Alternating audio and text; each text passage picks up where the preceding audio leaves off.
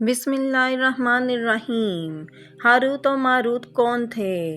ان کا کیا قصہ ہے؟ کیا یہ شیطان تھے، فرشتے یا جادوگر تھے؟ ان کے بارے میں بہت سے سوالات ہیں اور ان سوالوں کے جوابات بھی مختلف ہیں، لیکن یہ نہیں پتہ کہ ان کی حقیقت کیا ہے۔ ان دونوں کے متعلق قرآن میں بھی بتایا گیا ہے اور کہتے ہیں کہ تورات اور انجیل میں بھی ان کے متعلق مختلف حکایات ہیں۔ تو آئیں اب ہم ان کے متعلق قرآن اور انجیل اور روایتوں کو سنتے ہیں۔ کہا جاتا ہے کہ ایک دفعہ حضرت ادریس کے دور میں آسمان اور زمین کے درمیان سے پردہ ہٹا دیا گیا تو فرشتوں نے زمین پر موجود انسانوں کو دیکھا تو اللہ نے کہا کہ یہ مخلوق کتنی گناہگار ہے اور ہم عبادت گار ہیں۔ تو ہمارے خالق کائنات نے فرشتوں کو کہا کہ ان کو میں نے غصہ اور جذباتی بنایا گیا ہے، اور اگر یہ چیزیں تمہیں بھی دی جائیں تو تم بھی گناہ میں مبتلا ہو جاتے۔ لیکن فرشتوں نے کہا کہ ہم آپ کی نافرمانی کبھی نہ کریں گے۔ اس لیے انہوں نے تمام فرشتوں میں سے جو سب سے زیادہ بہترین تھے ان کو چن لیا۔ انہی کا نام ہاروت و ماروت تھا۔ پھر اللہ نے ان کو بھی عام انسانوں کی طرح غصے والے اور جذباتی اور شیطانی شہوت ڈال کر زمین پر بھیج دیا، اور یہ دونوں بابل کے شہر میں آ گئے اور بہت خوبصورت شکل و صورت کے تھے، اور پھر وہ وہاں لوگوں کے معاملات کے درمیان فیصلے کرنے کے کام کرنے لگے۔ ایک دفعہ ان کے پاس کوئی عورت آئی جس کا شوہر بڑا ظالم تھا اور وہ اس کو مارتا رہتا، اس پر ظلم کرتا تھا۔ وہ عورت خود بھی ایک خوبرو عورت تھی۔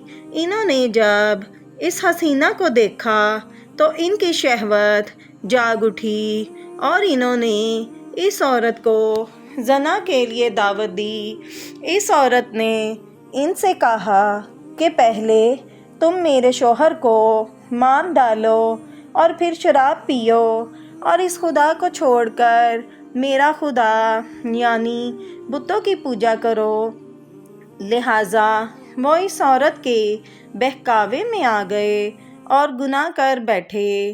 سیارہ زہرہ اسی عورت کے نام پر رکھا گیا ہے کیونکہ یہ عورت ہاروت و ماروت سے آسمان پر جانے والا عمل سیکھ چکی تھی، اور جب وہ آسمان پر عمل کر کے چلی گئی تو اللہ کے حکم سے وہاں سیارہ بن گئی۔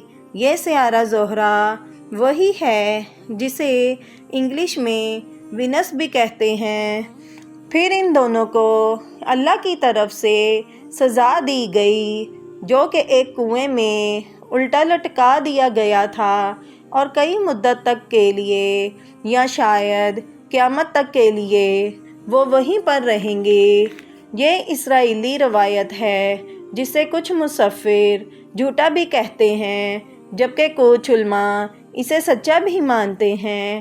ایک اور روایت کے مطابق بابل شہر کبھی تہذیب و تمدن کا مرکز تھا اور یہ لوگ علم و نجوم میں ماہر تھے، اور یہ لوگ ستاروں کی پوجا کرتے تھے۔ یہ جادوگر تھے اور جادو کے ذریعے زمین پر فساد پھیلاتے تھے۔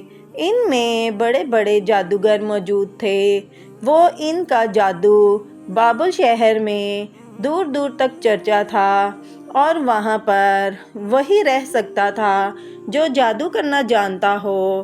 پھر حضرت سلیمان نے بھی ان کو جادو کرنے سے منع کیا، اور ان کی جادو کی چیزیں اور جادو میں استعمال ہونے والے سامان اور کتابوں کو اکٹھا کر کے تخت پر موجود اپنی کرسی کے نیچے دفنا دیا تاکہ یہ دوبارہ اس کو نکال کر جادو نہ کر سکیں۔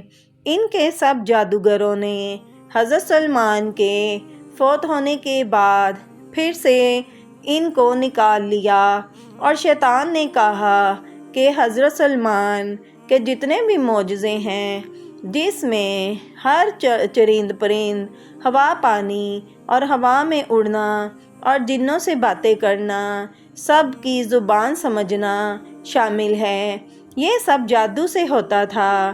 لہٰذا شیطان نے ان سب کو پھر سے بہکایا اور ان کو دوبارہ اس کام کرنے پر آمادہ کر دیا۔ اس کے بارے میں سورہ بقرہ میں بھی آیا ہے۔ اور جب یہ جادو بابل میں عام ہوا تو اللہ نے دونوں فرشتوں کو انسانی شکل میں بھیجا کہ وہ لوگوں کو اس شیطانی کام سے منع کریں اور دوسرے لوگ ان کے جادو سے بچ سکیں، لیکن وہ ان بری تعلیمات سے پھر بھی نہ بچ سکے۔ کچھ لوگوں نے اس کنویں تک رسائی بھی حاصل کی۔ لہٰذا اس قصے کو سنانے کا مقصد یہ تھا کہ جادو کے ذریعے دوسروں کا نقصان کرنے سے پرہیز کرنا چاہیے، جو کہ اللہ تعالیٰ نے اور ہمارے آخری نبی حضرت محمد مصطفیٰ صلی اللہ علیہ وآلہ وسلم نے بھی منع کیا ہے۔